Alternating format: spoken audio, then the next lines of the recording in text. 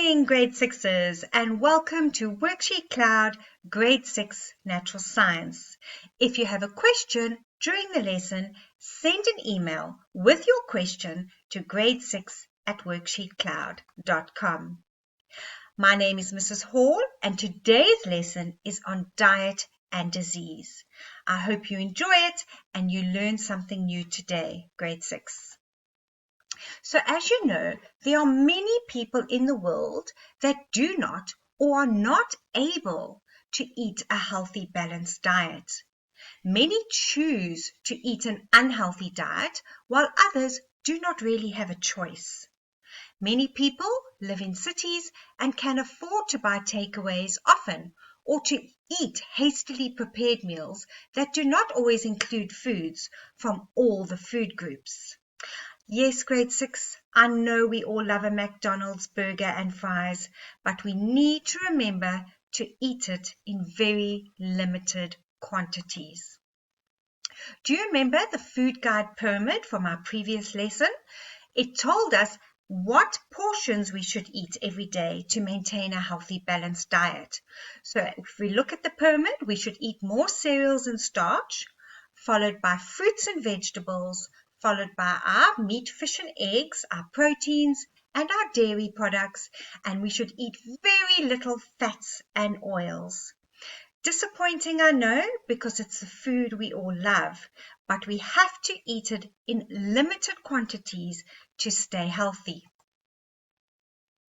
The food guide pyramid shows us how much of each nutrient type we should be eating to ensure we have a balanced diet. A diet that concentrates on only a few of these nutrient groups is not balanced and may lead to deficiency diseases. However, the diet people need also depends on their lifestyle. So let's take a look at an accountant, for example, sitting at a desk all day. They might only need 1,800 calories of energy per day compared with 2,500 calories for a builder who's active and needs lots of energy during his day. Eating too much can cause weight gain if people are not very active. It's not just energy needs that vary. Some people have particular nutrient needs. For example, a pregnant woman needs a diet with plenty of protein, vitamins, and minerals. Also, some people have allergies or health conditions that require different foods. Example, a diabetic requires a diet with very low sugar. Let's take a look at the causes of poor diets. So, disease and infection. So when somebody has a chronic illness, such as HIV or AIDS, they are sick for a very long time. Their bodies become weak and they cannot take in nourishment from the food that they manage to eat, and this results in a poor diet. Dietary practices. In many countries, people have a preference for certain foods, for example, rice, samp, or mielie meal. People eat a lot of this particular food type and do not get enough protein or fats and oils in their diet. They also often cannot afford other food types, especially in developing countries. However, some families in developed countries do not eat enough fruit and vegetables out of choice and eat a lot of refined carbohydrates, which also leads to disease and illness. I hope that's not you. I hope you're not making that choice to eat refined carbohydrates, grade 6s. Poverty and high food prices also stop many people from enjoying foods such as milk, meat, poultry like chicken, and fruits. This has made it almost impossible for poor families to afford certain food groups. Some families can only afford one type of food group. Another cause of a poor diet, grade 6s, is food shortage. Sometimes famine occurs in a country where drought, poor farming, knowledge and skill, as well as a lack of technology, limits the yield of crops and herds of animals. This results in a food shortage in that country. Now, in these situations, people will eat whatever food is available to them, often leading to an unhealthy diet. An unhealthy diet can lead to many health problems because the body does not get the right amount of the different food groups and therefore cannot function properly. So let's take a look at why doctors talk about the need for good nutrition and diets. Well-being is reduced with a poor diet. It's expensive to be unhealthy. It costs a lot of money. It helps you manage a healthy weight. It maintains your immune system. It delays the effects of aging. It gives you energy, grade 6, so you can play sport. It reduces the risk of chronic disease. Healthy eating positively affects your mood, and who doesn't like a person who's in a good mood and always happy? It increases your focus so you can study harder at school. Healthy diets may also lengthen your life.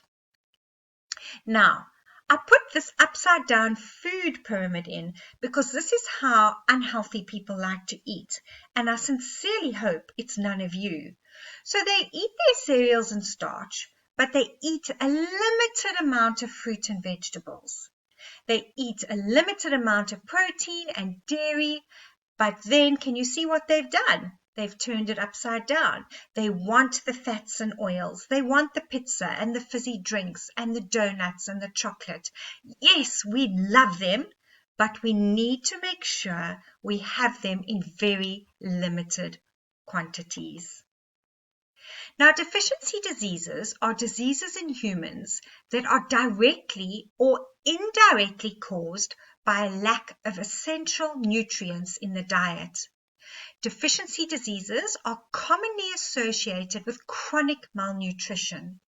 Additionally, conditions such as obesity from overeating can also cause or contribute to serious health problems.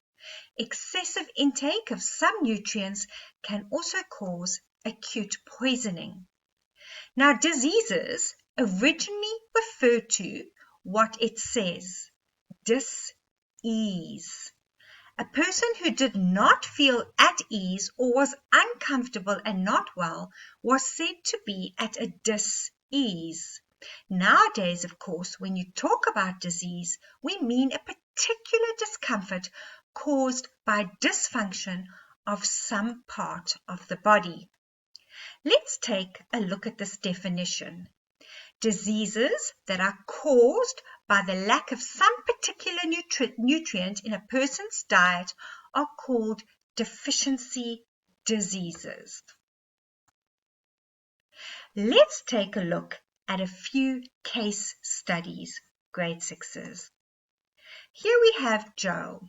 Joel is 15 years old.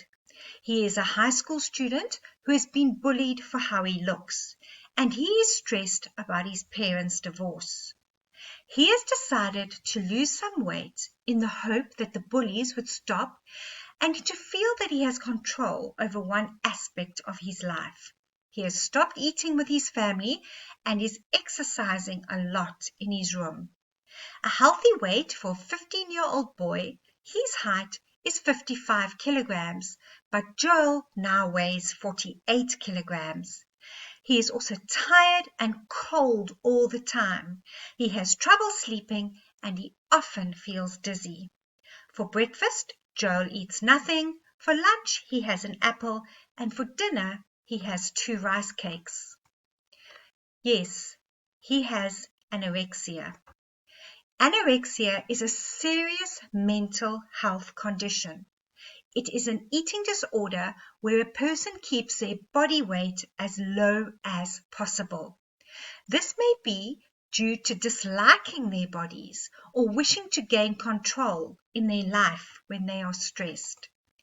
Symptoms include eating very little, exercising excessively, severe weight loss, headaches, feeling cold, feeling dizzy, and dry skin. How is it treated? Anorexia sufferers need help from trained medical professionals, doctors, and counselors. They will need help with their mental health and to increase their weight to a healthy level. Let's take a look at JJ, age 11. JJ lives in a developing country. He and his family do not have any money to buy or grow food, and they rely on food parcels from charities. These parcels are not well balanced, and the family is only able to eat rice. An 11-year-old boy should be 116 centimeters tall, but JJ is only 95 centimeters tall. He has very little muscle mass and an enlarged stomach. He doesn't have any breakfast. He has a small bowl of rice for lunch and a small bowl of rice for dinner. JJ has kwashiorkor. Kwashiorkor is a severe form of malnutrition. It is most common in developing countries where children have diets lacking in protein. Tissues in the body begin to hold too much fluid, swelling up. The symptoms are loss of muscle mass, enlarged stomachs, regular infections, inflamed skin, and poor growth. How is it treated? Treatment will require a hospital stay. Here, the patient will be fed protein and vitamin-rich food. They will start by eating small amounts and gradually increase the amount of food, and it can take up to 6 weeks to recover. Let's take a look at Ria. Ria is 26 years old. She is pregnant with her second child. She has found recently that she is struggling to see at night and has also been suffering with anemia, as well as throat infections. She has had the same diet since before having her first child, who was born prematurely, so she was born too early. For breakfast, she has a rice dish with mung, beans, cumin, cashew nuts and oil called pungal. For lunch, she has chapati with curried lentils, and for dinner, she has chicken biryani, rice dish with chicken, onion, and spices. What do you think Ria is suffering from? Ria suffers from night blindness. People with night blindness struggle to see in the dark, or may be completely blind in darkness. It is caused by a lack of vitamin A in the diet. It's quite common in Asia and can lead to permanent blindness if not treated. Symptoms include the inability to see at night, sore eyes, throat infections, anemia, and premature births in pregnant women. How do we treat it? Those suffering from night blindness need to eat foods rich in vitamin A. These include sweet potatoes, carrots, peppers, tuna, and lettuce. Let's take a look at Captain Redbeard. He is 30 years old. Now, Captain Redbeard lived in the 1700s and he sailed the 7 seas. As the sailors were away for many months at a time, they could only take food with them that would last a long time.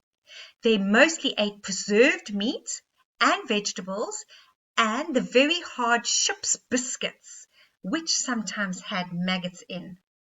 Because of this diet, Captain Redbeard has bleeding gums and has lost most of his teeth. He also has large red sores all over his skin. Let's take a look what he ate for breakfast. Rum. For lunch, he had salted meat, ship's biscuits, and pickled cabbage. And for dinner, salted meat again with ship's biscuits again, poor man, and pickled cabbage. What do you think Captain Redbeard suffered from? Yes, scurvy. Scurvy is a condition that can develop if you don't have enough vitamin C in your diet. It is very rare now, but was common in sailors in the 1700s. It killed many sailors on journeys that took a long time. The symptoms included bleeding gums and tooth loss, severe joint pain, breathlessness, red spots on the skin, and extreme tiredness. Now, how is it treated? People with scurvy need to get more vitamin C in their diet. They can get this from vitamin supplements, oranges, lemons, and peppers. Let's take a look at Hannah, aged 13. Hannah is a 13-year-old schoolgirl. She has always been quite shy and prefers to spend her time inside reading and playing computer games. Her main problem is that she has bowed legs, which are painful and make walking very hard for her. Hannah is also a lot smaller than her classmates. She should be 155 centimeters tall, but she's only 135 centimeters tall. She also has poor teeth and has had a number of fractured bones recently. For breakfast, she has toast with butter and orange juice. For lunch, she has a ham sandwich with butter, crisps and Ribena. For dinner, she has tomato pasta, garlic, bread and water. Now, it sounds like she's having quite a healthy diet, but what do you think is wrong with Hannah? Hannah has rickets. Rickets is a condition that affects bone development in children. It causes the bones to become soft and weak, which can lead to bone deformities such as bowed legs. It is more common in developing countries. It is caused by a lack of vitamin D. Where do you think we get vitamin D from? Think about it. The symptoms of rickets are bowed legs, tooth problems, poor growth, as well as weak bones. How is it treated? Children with rickets need to eat foods rich in calcium and vitamin D to strengthen their bones. These include dairy products, egg yolks, beef liver, tuna, mackerel, and salmon, as well as supplements. The body can also produce vitamin D from sunlight, so children should play outside.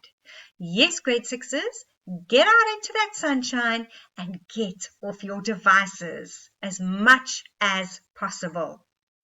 Now, Mary, age 7, eats and drinks way too much sugar. The bacteria in her mouth makes acids that eat away at the tooth surface called enamel, and it causes cavities to form. Cavities are permanently damaged areas in the hard surface of your teeth that develop into tiny openings or holes. Cavities are also called tooth decay. Mary's cavities are caused by a combination of factors, including bacteria in her mouth, frequent snacking, sipping sugary drinks, and not cleaning her teeth. And yes, grade sixes, these pictures are meant to scare you. For breakfast, she has Cocoa Pops. For lunch, she has sweets and cakes. And for dinner, she has processed food, large servings of desserts, and fizzy cool drinks. Yes. No, grade sixes, no fizzy cool drinks. So, tooth decay occurs when foods containing carbohydrates become trapped between teeth and are not completely removed with brushing and flossing. Yes, flossing.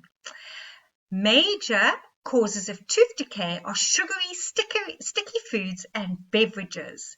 The more sugar consumed, the more acid which gets produced, leading to decay. Symptoms are toothache, which you all get. It could be either continuous pain keeping you awake or just the occasional sharp stabbing pain with an obvious cause. It can also sometimes be painless, so you don't even know that it's there. Tooth sensitivity, you may feel tenderness or pain when eating or drinking something hot, cold, or sweet. You have gray, brown, or black spots appearing on your teeth. Now, how do you treat this? Treatment consists of improved dental hygiene and procedures. So yes, brushing your teeth twice a day and flossing. Treatments include fluoride fillings and crowns. Severe cases may need a root canal or removal. Now, I'm going to share something with you. My biggest fear in life is the dentist and that drill, that when he comes. And yes, grade sixes, I'm at fault. I have quite a sweet tooth and I like my sugary foods.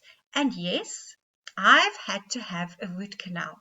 Not a pleasant experience. So if I can give you any advice in life, avoid a root canal. Stop eating too many sweets. Now let's take a look at Angela, who's 36. She is a call center worker. She has 2 children and works long hours, so often eats takeaways or fast food from the work canteen. She travels a lot by car and does not often walk and does not have time to exercise around childcare. A healthy weight for Angela would be 60 kilograms, but she now weighs 90 kilograms. Angela is often breathless, has painful joints, and has developed type 2 diabetes. Look at what she eats in her day. She has sausages, rashers of bacon, beans, fried egg, fried bread, coffee with cream, and 3 sugars. For lunch, she has a cheeseburger and chips. She drinks Coke. For dinner, she has pepperoni pizza, chips, and again Coke, and again something sweet and sugary. Okay. Yes, it's obesity, grade sixes. The term obese describes a person who's very overweight with a lot of body fat. It is a common condition. It is not a disease. It affects 25% of adults and 20% of children. The symptoms include lots and lots of other problems too. You have a high body weight, you have breathlessness, joint and back pain, type 2 diabetes, and yes, it affects your heart. How is it treated? Doctors and dietitians will give obese patients a new healthy diet to follow. If this does not work, patients may have a gastric band fitted around their stomach. This reduces the size of the stomach so they cannot eat as much food. So to understand type 2 diabetes, you need to know that type 2 diabetes is a metabolic disorder that results in high blood sugar or glucose levels, which is referred to as hyperglycemia. Hyperglycemia takes place when the body cannot use the natural insulin it produces, otherwise known as insulin resistance. Type 2 diabetes also occurs when the body is unable to produce enough insulin, and the common causes are high fat and cholesterol levels, high blood pressure, smoking, sedentary lifestyle, not being active, as well as being overweight. Now, grade sixes, I'm going to end off with constipation, a very painful condition, not a disease though, that occurs when bowel movements become difficult and take place days or even weeks apart. An unhealthy diet is often to blame, but there are also other causes too. The best way to treat constipation is to eat a healthy diet with lots of fiber in the carbohydrates, to exercise regularly, and to drink plenty of water. So grade sixes, that's the end of this lesson. I hope you've learned something new. I hope you've enjoyed it. Please remember that this lesson was brought to you by WorksheetCloud. Remember to download the homework sheet, and grade sixes, have a great afternoon. But remember, the next time you're going for that second plate of chips, remember Mrs. Hall's words. Limited quantities. Take care, grade sixes.